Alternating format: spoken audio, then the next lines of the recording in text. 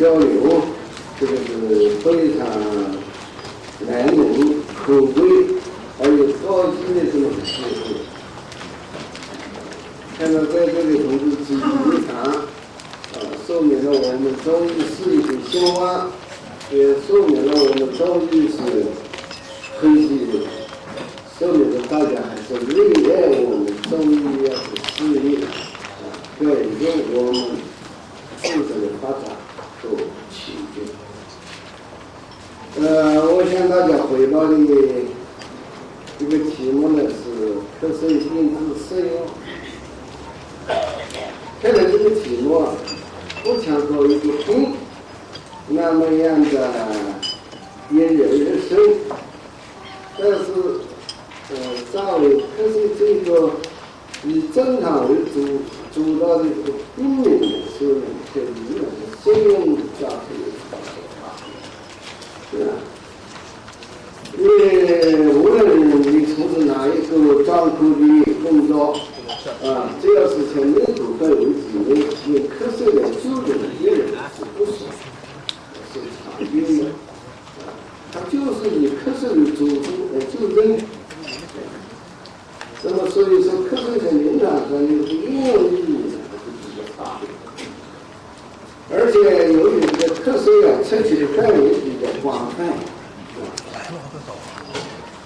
那么所以呢，无论是从病症角度来说，从病理角度来说，有的时候相当难治，甚至有的时候不容易，那么很理想的解决问题。那么所以对它进一步的在悠悠的我们一般治疗的基础上，如果结合实际，能够提高我们的病症的病人的水平，都是可以的。特别是从中医本身来说，如何提高病症的也是看来它不同于以这现代西医为主导的那些美国病名那么样引人入胜，但是我们研究好这个瞌睡对实用性强的。我记得我们这个中医孔老当中训练那么多成语，说瞌睡，医家对对，是医生的对的，那么从很多数据资料也描述这个瞌睡症，比如说张生学有个这本书当中他就提到过，是吧？不评100种评为瞌睡2个字，就是瞌睡很。所以讲这个瞌睡这个病名呢，也是病症名啊，也是很有必要的，很有必要。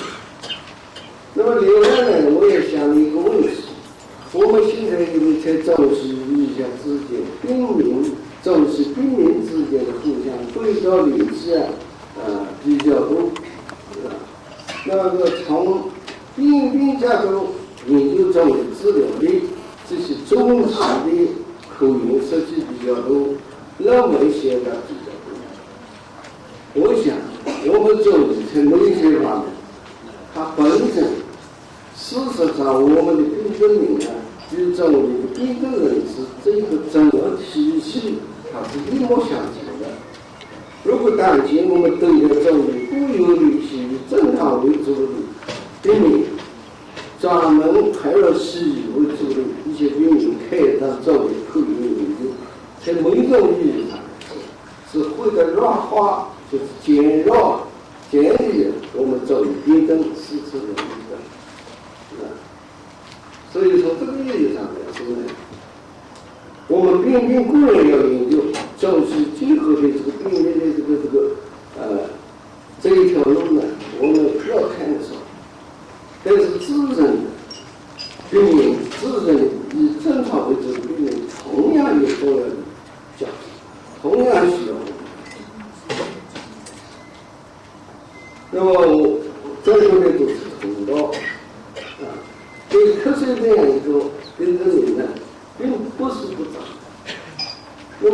现在有一个想法，就是我们怎么样，把拥有的一些理论知识，或者说教科书的知识，和我们在座的各位从事云南的实际，就会上升为自身的一些经验，把有固有的一些理论，把它能够应用的更好，就是化解达到互化的程度，就是灵活的、变化的，把理论呢，把一些陈设性的理论成为应用性的知识，转化为我们云南的这流行呢，提高我们的流行，这是一个非常必要的过程，可能每一个种都要经过这样一个漫长的过程。那么我想，所以这样看呢，就是说为什么要把瞌睡作为一个问题来提出大家交流，这是讲这个题目的重点。下面我们讨论内容。我这个开宗明义就讲，瞌睡它是不计确定主人主义，它彻切运动了多项方面，所以摄入分析瞌睡的特点，它可有助于我们提供它的病理性质，提供病治的理论，并且在这个基础上达到病症结合病症的目的。这是对瞌睡在人脑上面了解这个瞌睡意义是什么，因为也就是说，好的呼吸是好的肺呼吸是它这个表现瞌睡作为一个主要特点，我们必须要把它的一个主要特点才能够找到它的病理性质，才能够解决病症的问题，才能够在这个基础上达到病人的目的。他经常重视一下病人对照上，往往我们就最常见的基本的一些东西病症里做了对照呼应。但是反过来讲，这种对照呼应呢，它是初级的，它是较先的，它是不成熟的。比如说，我看到好多一些资料，就把这里的瞌睡的病症人这边的一个本症的这个内容与这个现在的静脉性支气功能基本相同，是吧？那事实上仔细想一想，是不是瞌睡与静脉性支气功能就是说对应性的，而其他疾病就与瞌睡无关的，这是因为它瞌睡报告它有很广，对吧？那么特别是很多的慢性瞌睡，经过了多方面检查，原因不明，据工作人员的资料，永远不明的一些慢性瞌睡最高也要达到30%。如果是你满足于常见的疾病中期病症之间的行走，而不理解有相当大程度慢性瞌睡它是诊断不明的，那么你这样反而出现了这么一个事业，反而不能很好的发挥病症人质的特长。所以这一点呢，就是说我们病症影响之后，病症清楚固然可以更好的处理，如果就是病情不明的病情不明的，我照样可以按病症人质的对照处理，是吧？好像这个意义呢还是比较现实。下面那么我要说的是第一个问题，病科学生因为瞌睡它是以科尔卡痰作为最主要的组织，所以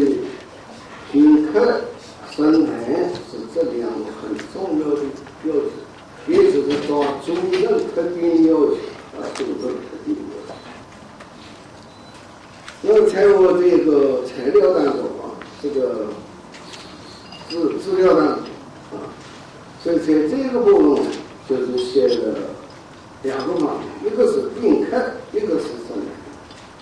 那么在宾客这个内容方面，就是应该从时间、节约、性质、声音以及加工的有关因素来评估它的这个水平。这是宾客。那么具体内容在资料当中已经有了，我这里不再重复这个资料的内容。第二个呢就是生产，生产就是要注意谈色、质、量、味，色的两位要并根据谈来并清楚它的变异因素，这是病症的一个基础。不论你可是什么病、什么性质，按我们中医的思想来说，病客生产就是最基本的病症的内容，在这个基础上差别。但是必须要清楚的是什么呢？我们既要抓住瞌睡的主症特点，病客生产，但是更要重视穷人症状，更要穷人重视具体的差异来综合分析、综合探讨、综合分析。不能够由于我抓住主症特点了，次症就没有问题了。哎，现在到可能这就主症是吧？它是最重要的一二症，是吧？次症或者是比重不大，或者结分也不高，不是这样的处理。既要看脚部的，看主症特点，也要看求诊症状，具体的差异，综合分析。比如说，我在临床上看到生痰，痰就是个病人卡的咸痰，按照这个特点提示了是肾虚，是吧？我有的病人呢治疗了，考虑的这个7个点，效果很好；有的病人呢，虽然你考虑了，痰是咸的，与肾虚有关，但是从求诊症状来说，不一定是肾虚。甚至于你用了补肾呀，效果也不好。所以说，中医晓得这个每一些个特点，还要注意到情人的情况，而不是个别，不是个别。那么，除了我们以瞌睡、卡痰、肠胃主症来进行病症以外，还要结合当前的，包括中医学的治症，包括西医学的治症来进行病理，还要进行病理，也不是病客生男女回求，完全达到我们最高境界，还要病理。这个问题就是结合病的特异性来了解它的瞌睡卡痰特点。比如说卡心吹脓血等等，你肯定说这是不用，是吧？西医大概是另外一回事了。我们这里并不是不用。比如说，你瞌睡呈正发性痉挛期，你可能要想的是白热比如说，瞌睡比较多创低微或者代替瞌睡，呛咳、痰嗽、胸闷、休睡，这些你就要考虑了，是不是结核病，或者是不是肺炎，就这些，还是有些疾病。所以说，关于第一条病客生痰的问题，还需要在临床上注意怎么样的把结合病人自己，这是第一个问题。第二个问题呢，就是病症当中外在内上，并注意其相关性，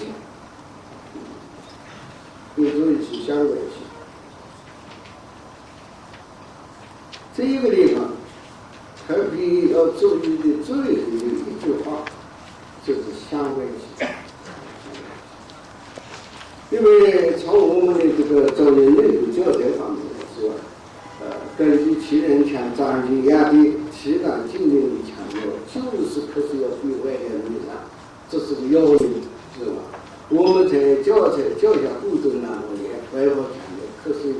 外在内上，这是人大分别。要强调的，但是现在我们大家从事的行业，有没有进步的外在课，内上两类课程，它是有相关的，分不开的。那么这里第一个问题就是并肩有虚实之意啊。外边课程，它都不是新用啊，就是时间不长的了，往往伴有不留标准，它属于前世啊，属于前世。那么治疗呢，我们就应该去切的会按照这个病情的性质类别来治疗。那么这句话回过去就是说什么呢？我们周围经常对外根科学都是分了风寒、风热、风燥这三大类。实际上还有一个体量就是风寒可以加湿，加湿的风寒。那么就应该是分了这些类别来进行治疗。那么当今有的治疗认为强调的外根科学，它往往带有不利标准，所以都会把这些外根微表症状呢，也漏掉了很多。这一点呢，还要注意，它有个主次问题，它与外根就是感冒不同，还有感冒呢，它有微表症状非常突出，是吧？标准明显。包括了恶风啊、恶寒啊、发热啊、生出啊这些症状，而咳嗽呢，它是以会诊症状为主，所以有的治疗当中描述的这个感冒症状过度了，张力鼻孔过大了，它就显示了这个咳嗽与感冒的界限更不清楚，是吧？还需要要注意，一个是有感冒类别啊，一个是标准为主，一个是不适，这是一个情况。第二个就是内伤咳嗽，它是久病，它经常反复发展，后遗慢有发展的疾病。它对我呢是全是真虚，本虚表示，对吧？如果是属于表证为主的，应该去检查看，本虚为主的应该不正过虚，按它的病理性质或者是气体虚实的东西。这个所谓的病理性质，就包括了我治疗当中所提到的痰酸、痰饮、痰瘀、感冒等等，表证为主。那么本虚就是有病理会继续，这也是个成语。照这样，这是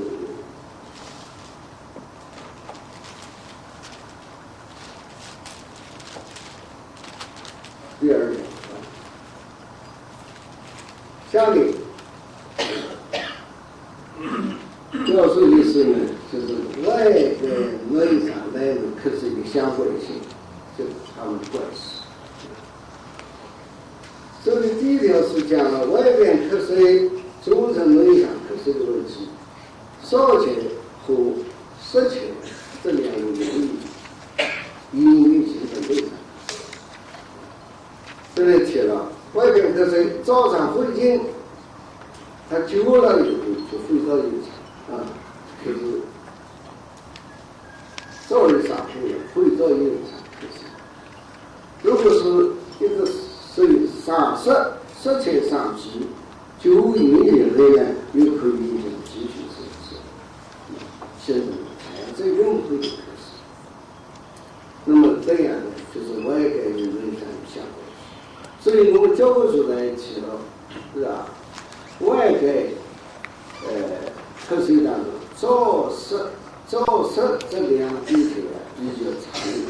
所谓常见，它就是容易转成内伤咳嗽，这是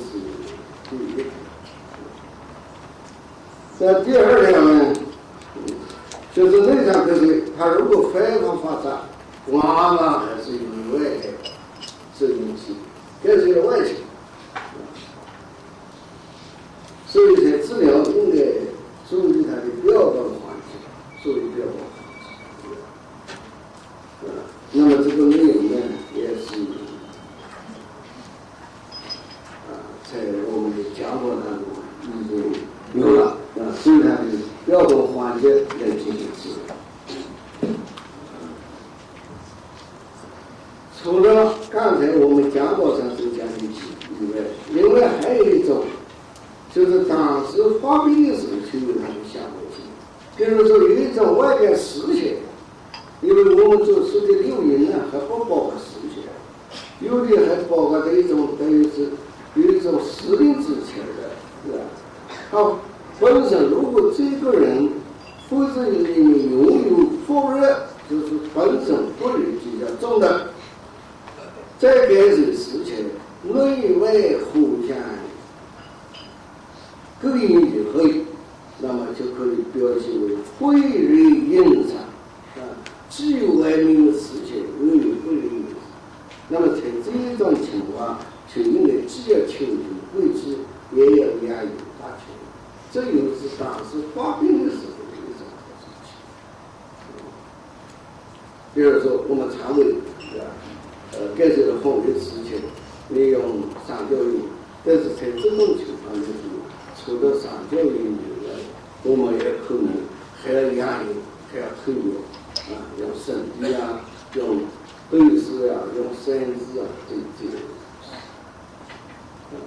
就是压抑推进。那么同时还需要理解，就是外感与内脏两类科水当中，外感科水照样可以增加我们内脏科水当中的气候的开始者，可以加气候，可以加就是外感内脏这两个方面下面第三条，风有加寒、加热之法，可寒保热之法。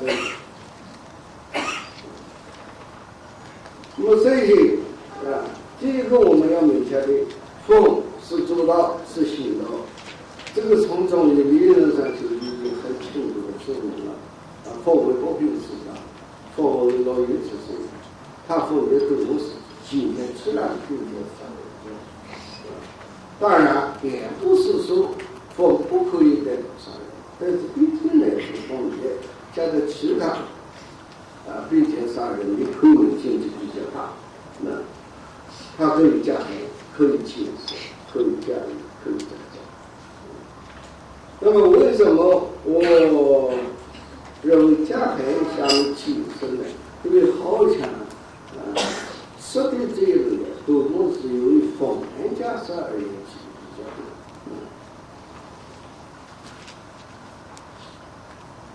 那么在治疗方面这里针对的不同的病例风应该首先要有这个寒应该用修山用塞奥汤，紧湿的用清浊而冲，热清浊应该用三九饮，少节应该清热用三九，这是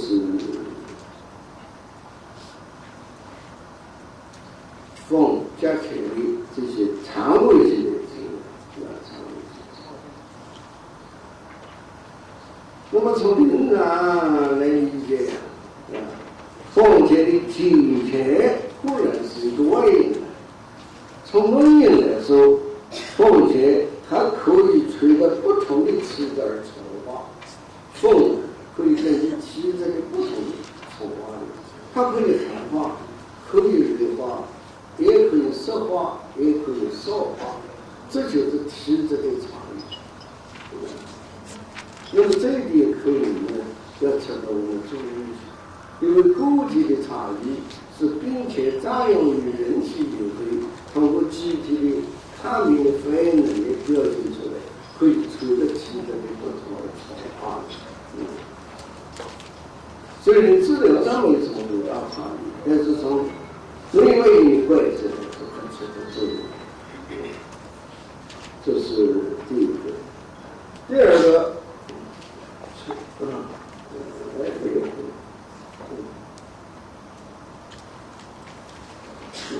还要这个民众的这个抽取相体要来进行规划性的，也就是我们上帝讲了，按照对病前如何处理。第二个，治疗后能够将其他的病前，那么我们怎么治疗？那么这里是去解决的风险问题。这里是起了风寒的一个疏风修复上，精神会有少子化的。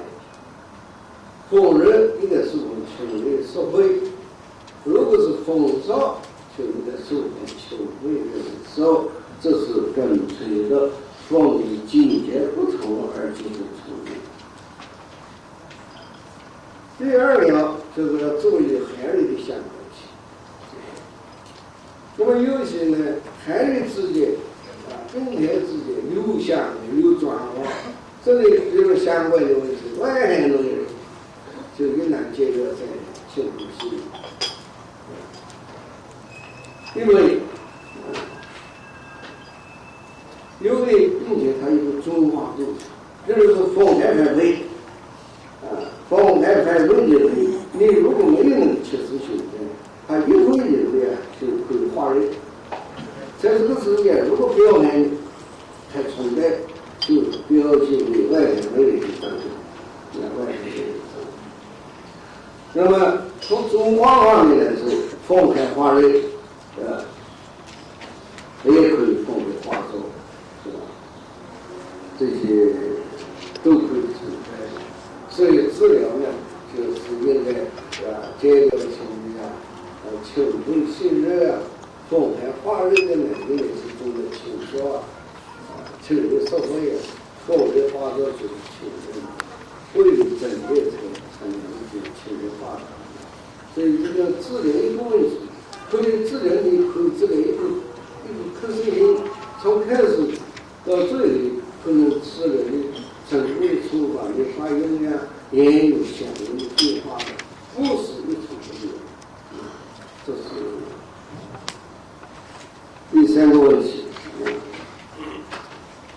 那么从在这里要补充的是呢，如果是一个风热咳嗽，它发于夏令之际，都不是可以加个夏令的一种处理，也就是初风反会，也叫初风反会，对吧？那么这个时间就要加一定的清楚，也可以看到发生，比如说6月3有标准的用技术3还有什么中医有病，对吧？甚至于秋日的去处理的要用10多字母，这个这是一个。另外，就风热咳嗽如果说水液比较重，它也可以进一步化为，可以化为。因为风热和风冷是一个程度上的差异，它可以化为，可以传递，可以任意，所以这一点呢，在风热化为的问题也要注意。刚才我补充的那里，就是一个夏天是一个除了初风的为，我们要讲秋日初风，是吧？秋日接触，如果是风热化为，那么我们就要考虑了处理任务，需要按风的事，这是补充。那么至于就是一个外寒内热症来说，表寒内热症来说，你要解决起也得要看它表里的品种，它是表寒为主还是内热为主，那么在处理的分寸上呢，也可以知道，这都是影响一些具体问题这是第三个。第四条就是看造的东西，因为去年我们看到宝海风月这个是我们是看造的开源。那么造的问题呢，我这里一个题干讲了两个方面，一个造有温量之力，第二个呢造有内外之力。第一个就是开过的。那么所谓文造呢，就是大家都能容易理解，它是少人杀精，不是全人，应该是求助文造。一般的是不是三造杀精，是吧？这是文造，也就是造起来是本日并进的抽取这个积极表现一个造客。那么具体用药嘛，我在这个治疗方面举的是一些中药药。那么另一个方面就是两造。我这里沿着了五条通的说法，造品受凉，谓之刺寒，并与白寒同类。实际上这个意思就是寒的其一个层次。这个寒是寒象明显的叫寒，如果寒象不明显的，不大能就是寒，所以叫两说。它是造起与风寒并进的这个都不是属于一种生理的疾病，对吧？这个是叫法律的。那么治疗呢，就应该辛苦万人，对吧？辛苦万人，这里就举了一个兴趣兴趣是。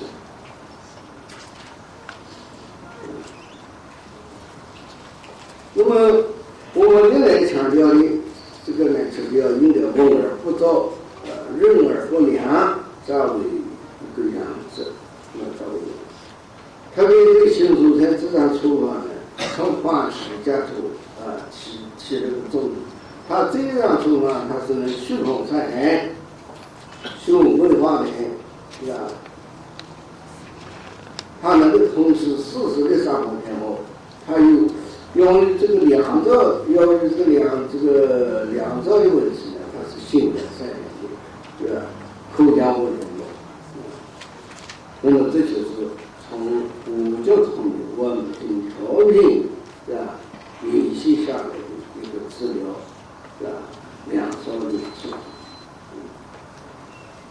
这是第二个呢，就是造有内外，内造外造的问题。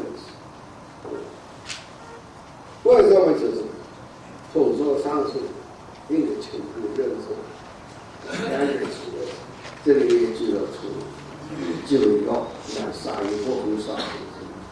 如果是内造，就是应为少阴人，应该自己任造，应该自己任造。自己任造嘛，就是这里举例例子，听懂不懂插会。那么第三点就是讲外烧与内烧的相对性。如果外烧就引耗上会阴，它就转为内烧，是吧？它表现为会阴会耗的作用。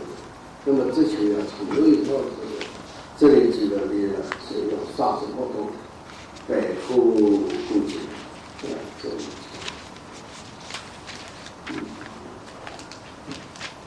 那么在临床上，我们还有是看到一种病人，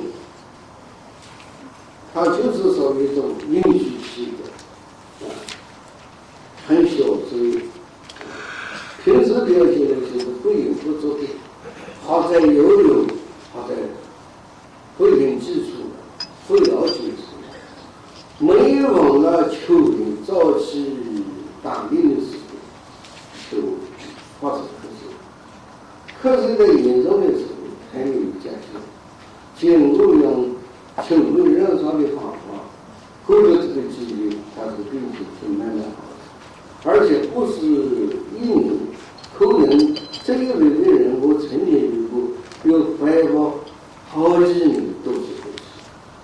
这个是你体质有有外在的气候有适应因素，没写下来。有这样的背景的人呢，很能够启发我们一些思考。所以为什么中医要强调因人因时治理？一个更强的就是稍微的释放。下面第5条，宣统会期为外境可随机会要放。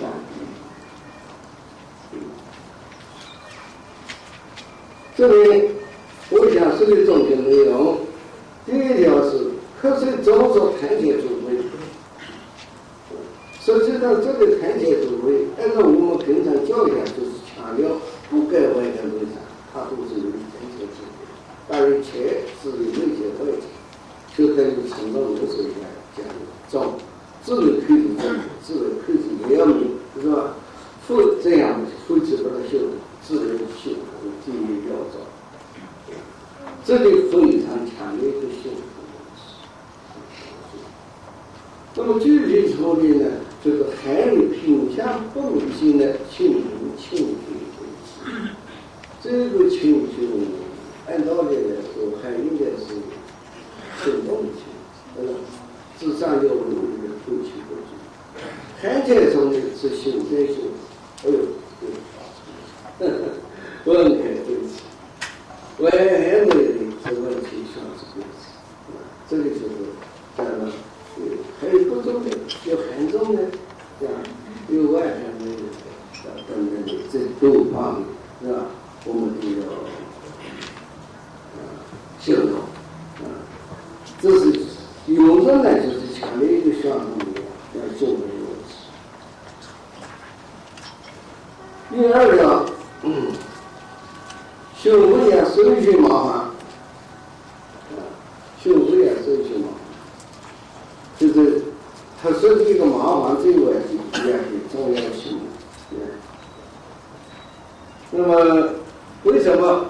第一，麻烦为治疗肺炎可是必用治疗。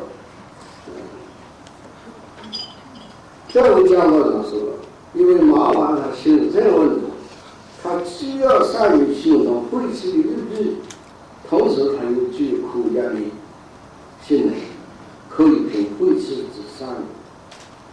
一般感情我们在临床在用麻黄平常照看中的老门子啊、哮喘这个，实际上肺气药物、休压设施、瞌睡麻黄也是更好，很好，也是很好，对吧？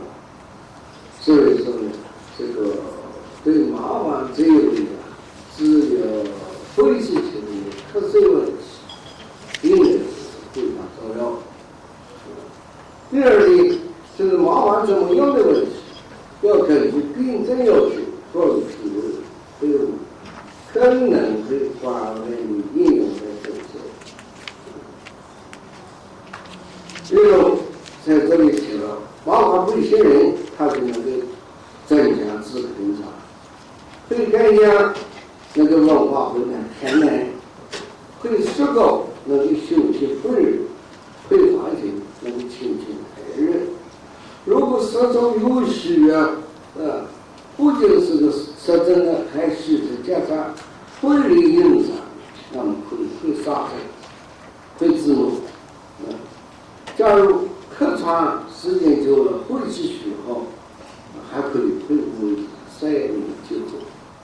那么这就是中医学的特点，因为经过不同的会晤，夸大的病症应用的范围、深度深度，这是这个情况。它就不是单纯的诱言的作用，所以这个麻烦在临床的应用方面，它是非常广泛。下面看你第3点，就是宣肺之看。它临床我们大家都习惯于与塞奥汤，早记得吗？ 32呢是个小法啊，就是麻花现在在但是这样的话呢，在临床上应用的在这个几率还是比较多啊，几率。但是也要注意配合啊！我这里举了一些通用经验，个人习惯性的配方，会这个目前结合、伏尔索、枇杷油等等。那么再加上病症的啊，有表寒的，会属于有经验，有不认的，会适合自谋。如果有痰热的，可以缓解上皮；如果咳嗽时间久了，要加润药。不破治疗如果说咳嗽气在痰多，要降气的，会降气的素质。假如痰湿中呢，还要会慢下后成绩，这些都会。所以2呢，为基础加上通用的药、常用的药，再加上病症对付的药，这样进行综合调度。那么我呢，在这里影响的一个问题，就是一些醒悟的自觉症，这是大家每一位同胞都是很熟悉的一张图。那么一些醒悟的自觉症呢，就是求药求药。那么在流术当中讲，它这个图啊，吃个有的都非常有效果，都非常有效果。那么我们家族在家族中医院开始参与的时候，就搞到一些医用的制剂当中呢，就有一只紫色虎剂，就是把成功旁的这紫色虎剂啊，做成了可以的虎剂来放用。但是在我们临床上用的效果并不是很明显，不太满意。那么因为我们都是非常这个生命啊，就是不断的修改也可以，到最后我们修改里面定了一个发明，叫茯苓口技。茯苓口技当中的药呢，就是我就讲医生是讲麻黄、杏仁、桔梗、盖子、黄豆、瓜仁皮、芹油、枇杷油这8种油。那么我在这个如实反映的情况，就是即临床对我们大量应用，效果明显，或者并加较高。我介绍这张处方的目的，倒不是为了介绍这一张处方，因为它仍然效果好，这是个客观事实。在这个基础上，我思考了几个问题。一个呢，我就是重视它的这个修脑恢复的这么多治疗手段，因为这个样里面有点麻烦，对吧？修脑恢复。第二个呢，它里面有一张32的，是一张治疗100万元科室的基础。第三个呢，我们要麻烦新型会计，它替代了自然3当中的经典，因为经典侧重于疏风解表麻烦呢侧重于修统会计对吧？那么这样是不是对于自费就更加有利自费更加有利。那么这张处方在我们在急诊的门诊病人当中，有的主动有特别很。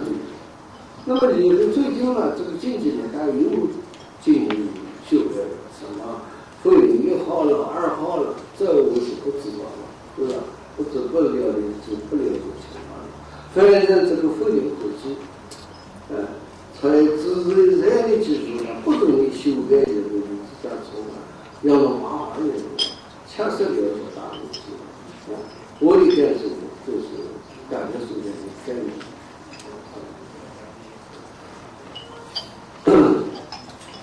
那么另外，我这里在这个部分这里要说的成海不会，更非文人修风不解。放弃小的学问看，是吧？这个选择不是一种啊，文人修风。这个也是我的一个技能嘛。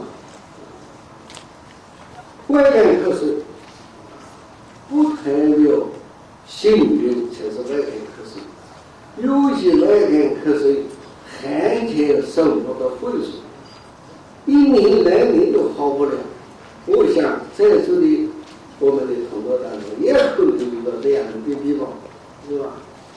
那么你就不能用时间的长短来掌握外感的，它非是这样给这个外界很好的会是吧？那如果说开始的修复呀、修动晦气啊、修微结表啊，不能及时的处理得好，他在用口含的态度，是吧？他在用亲人的态度，他可能是值得很长时间啊，值得很长时间。对。那么所以我在这里特别述说的一层，对吧？此种情况是不同于外感科学主题，其用解并称管理一般了解，但是深圳广设仍具有可谈发挥的特点，就是谈不仔细，刻而不爽，必是有机，会谈怕人，可以不可，实不实质待等。那么这个可能就是有时候这个方面的了，也与过去的数据不强，会而是有关系，所以要本身性不是大学为止，在这里就要进一步要消除。这里的这个中医的这个方，主要是对症方正要想，所以只要你是成海发挥，你需要解表问题表里同治的结果不严谨的一些规则，而这个地方的小情的治疗效果呢恰是好，但是谁要谈就跟不上了。我这个病人可以呢，最容不到2个病例都是提醒修动晦气的重要性，因为其他的手工轻微了、轻微人少了。好像呢，这个外感症当中的问题不大，是吧？所以就是其实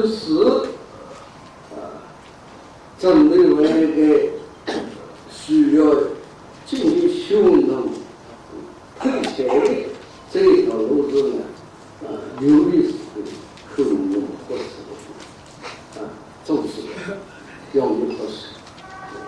所以我在前面在这个强调新闻当中，我讲了这样的话的：临证这个排除外感造虑，内场是否允许结构词语修正？也就是我的讲法，外感科学固然是有的事，就是内场科学，就是说谈是科学这一种情况。那么只要没有气候，没有造虑，没有允许，你这个修动会吃下去，非常吃力，非常吃力。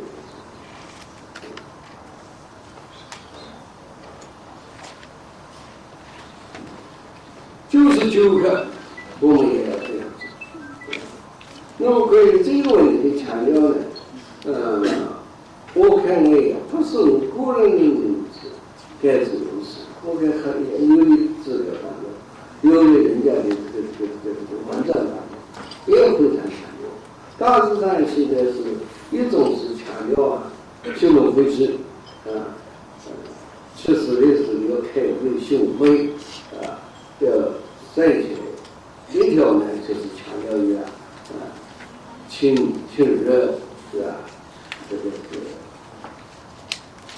甚至是符合于现在小营管理这个可能这种问题就是对我们中医临床实际一些中医这个医人物的理解，一些中医之间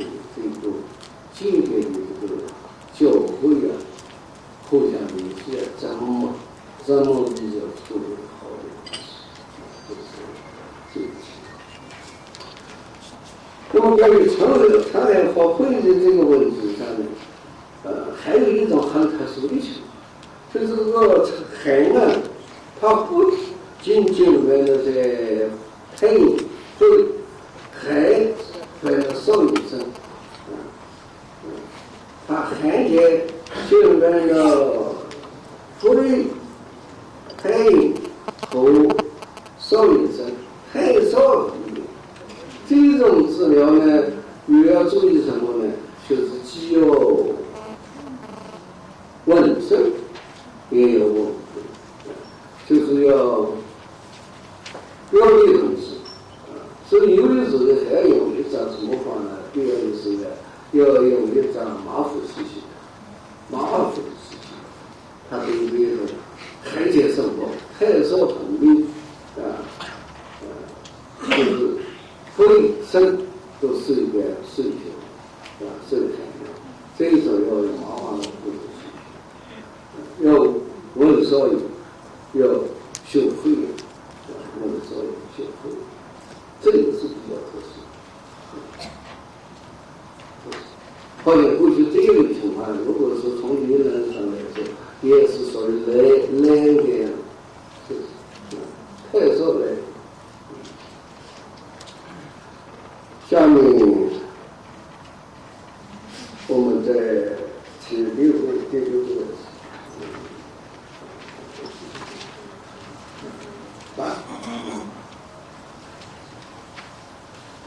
内脏科学自在谈有，这谈内脏科学要有。那么我把它概括成两大类，一类呢就是谈科。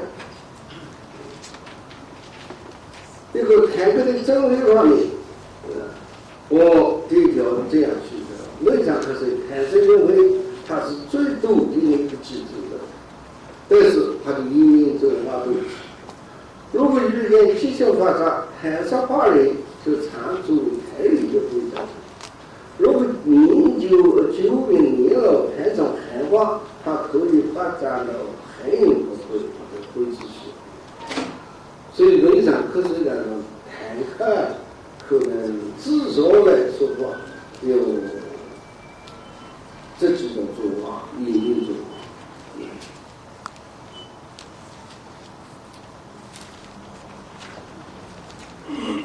首先呢，我想补充说明一个台里症，台里一会诊，台里一会诊从人拿，从我们的理论，从我个人的这个教学过程当中啊，对台里一会诊最终的理解就是说，它有7切外的内两种情况，既可能是因为方位范围整个承载，或者动态范围。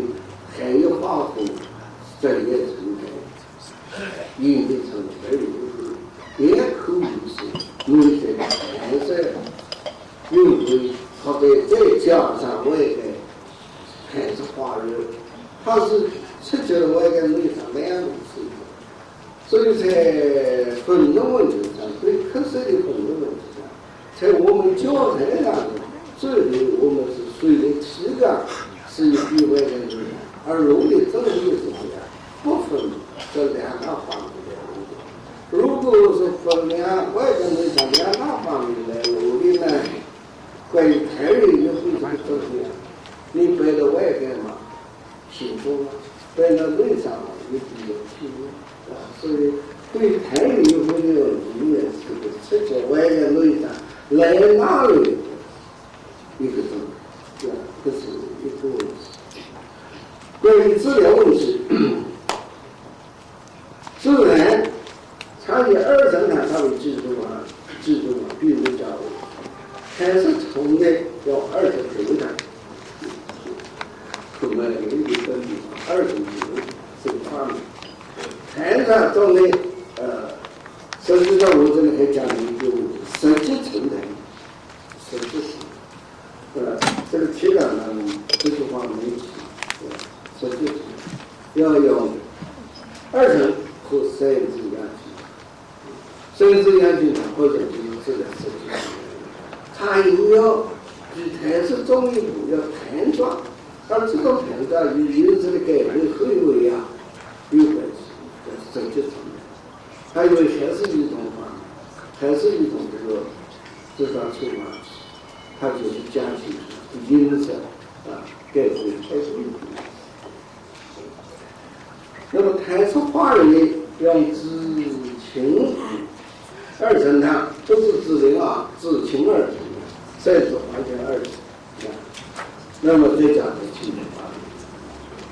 如果谈从海化呢，就是用二层加给的事情，加文化的，带人的修少数化的不会。如果究竟继续这样有就禁止来杜绝海域生化和生活之源，直接呢，它就这个有时候能够规正化，就各种程度呢，就是。